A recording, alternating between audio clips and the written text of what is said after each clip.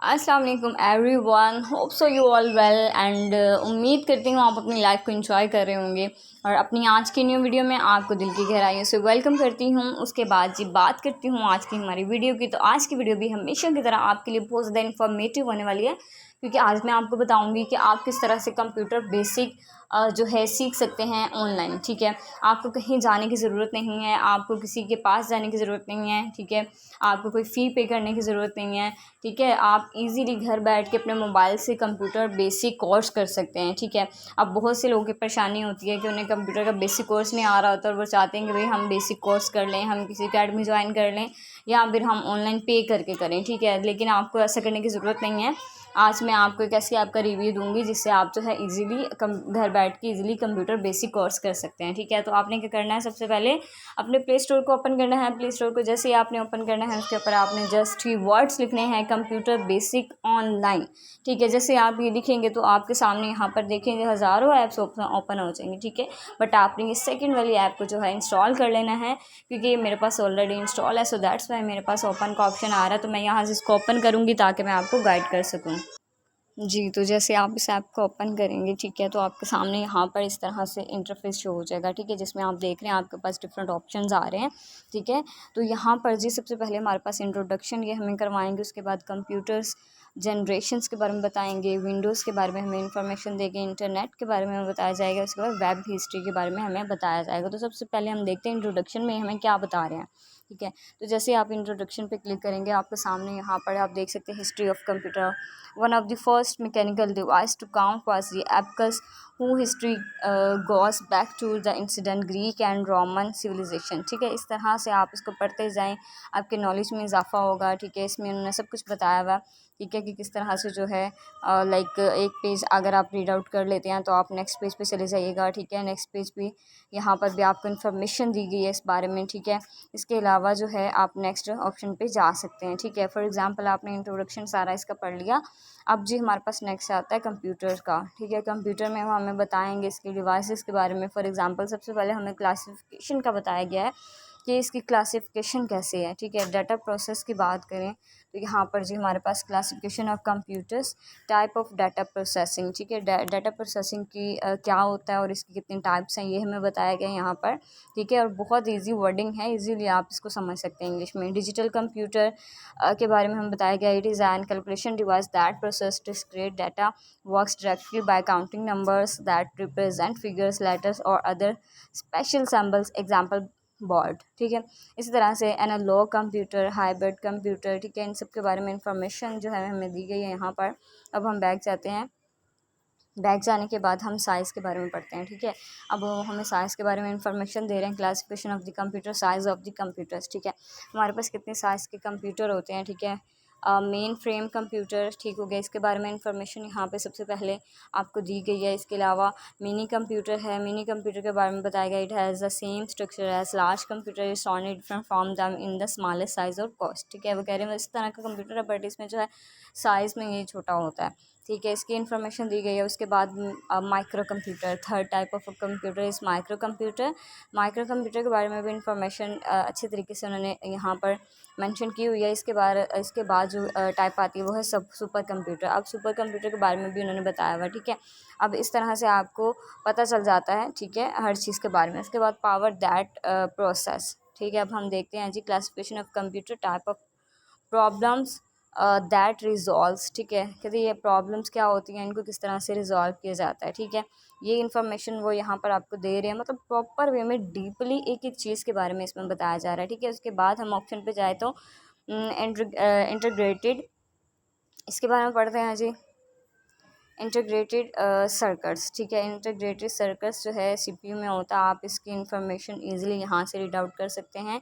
ठीक है, आप इजी वे में बैठ के इसको जब चाहें पढ़ें, जितना आपने पढ़ लिया है। ठीक है, आप आपके पास है, आपको परेशानी की ज़रूरत नहीं है, आप जब चाहें फ्री हों दोबारा आप वहीं से स्टार्टअप ले सकते हैं। ठीक हो गया, इसके बाद मैं बैक जाती हूँ। यहाँ पर जी हम देखिए CPU, central processing unit. CPU के बारे में इंफॉर्मेशन दी गई है, this central processing unit, CPU और simply the processor, it is It is the component in a digital computer that interprets the instruction and process the data contains in the computer programs।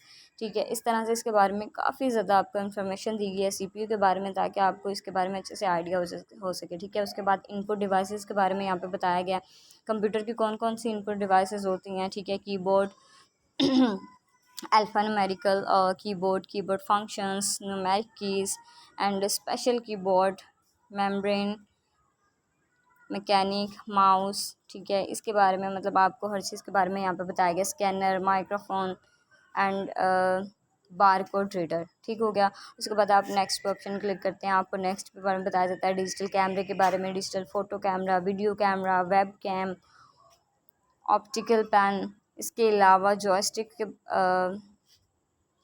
Perforated cards, touch screen, infrared touch screen. इसके अलावा आप next पे option पे click करते हैं जी, आपके input devices के बारे में इंफॉर्मेशन आपको मिल गई है। नेक्स्ट स्टोरेज डिवाइस के बारे में यहाँ पे बताया गया, हार्ड डिस्क,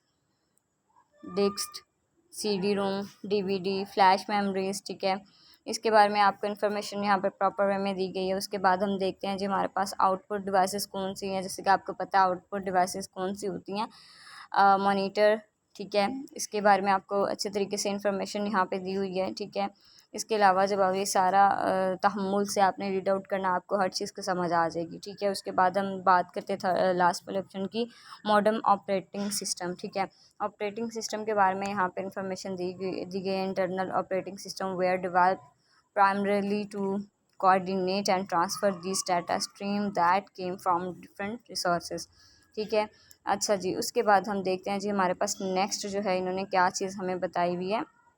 नेक्स्ट हमारे पास यहाँ पर जो आ रहा है वो है मेमोरी डिवाइसेस। ठीक है, मेमोरी डिवाइसेस के बारे में आपको यहाँ पे बताया हुआ है। ठीक है, flexible disk, hard disk, type of memories, type of RAM, मतलब ईच एंड एवरी इन्होंने हर चीज़ आपको इस कोर्स में यहाँ पर बताई हुई है रिटर्न फॉर्म में। ठीक है, कि आप इजीली तहम्मुल मिजाजी से खुद पढ़ें। ठीक है, उसके बाद हम नेक्स्ट जो है बैक जाते। अच्छा, जब हम अपने थर्ड ऑप्शन की तरफ देखिए, जनरेशन के बारे में हमें बताएंगे यहाँ पे कंप्यूटर जनरेशन के बारे में। ठीक है, फर्स्ट जनरेशन 1951 एंड 1958। ठीक है, उसके बाद जी सेकंड जनरेशन का हमें यहाँ पे बताया जाएगा। ठीक है, जैसे ये सेकंड जनरेशन 1958 से 1964। इसके बाद जी थर्ड जनरेशन 1964 से लेके 1971 तक है। नेक्स्ट अगर हम बात करें यहाँ पर फोर्थ जनरेशन 1971 टू 1988।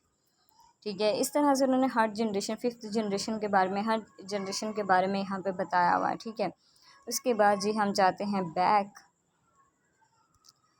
जाने के बाद ऑपरेटिंग सिस्टम के बारे में यहाँ पे आपको इन्फॉर्मेशन देंगे। ठीक है, हिस्ट्री ऑफ ऑपरेटिंग सिस्टम की हिस्ट्री क्या है। ठीक है, उसके बाद कुछ ऑप्शन है यहाँ पे, generation dedicate of 1940 first generation. ठीक है, सेकंड जनरेशन, इस तरह से हर जनरेशन के बारे में आपको यहाँ पे इंफॉर्मेशन जो है ना दी जा रही है। उसके बाद ही हमारे पास विंडो का है। विंडो के बारे में मालूमात बहुत ज़रूरी होती है, पता होना चाहिए विंडो का। ठीक है, कॉन्सेप्ट है यहाँ पे, पहले उन्होंने आपका कॉन्सेप्ट विंडो के बारे में क्लियर किया है।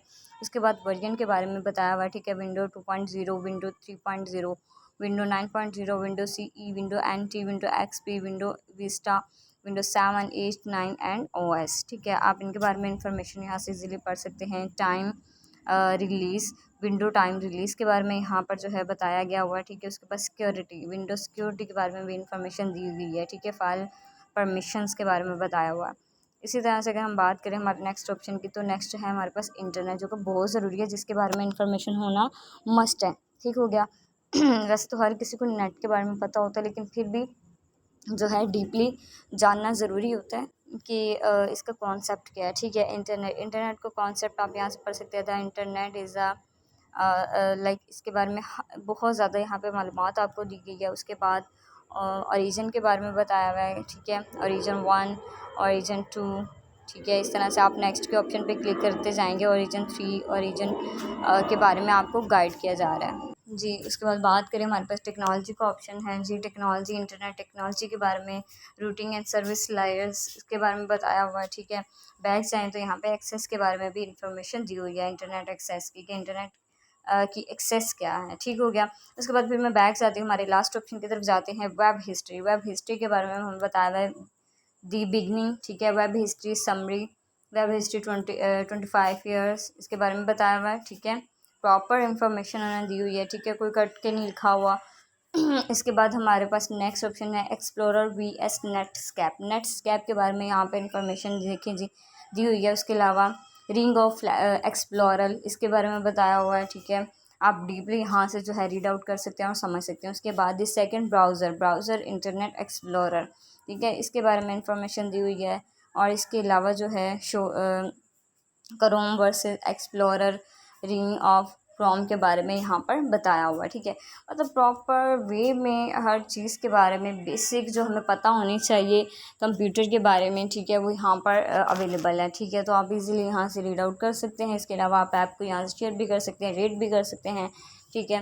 होपफुली आपको मेरी ये वाली वीडियो अच्छी लगी होगा, आपको अच्छा लगा होगा ये चीज़ सुन के कि आप इजीली अपने मोबाइल पे जो है बेसिक कोर्स कर सकते हैं, पढ़ सकते हैं, ठीक है। तो अगर आपको वीडियो अच्छी लगी है लाइक कीजिएगा, शेयर कीजिएगा। थैंक यू, अल्लाह हाफ़िज़।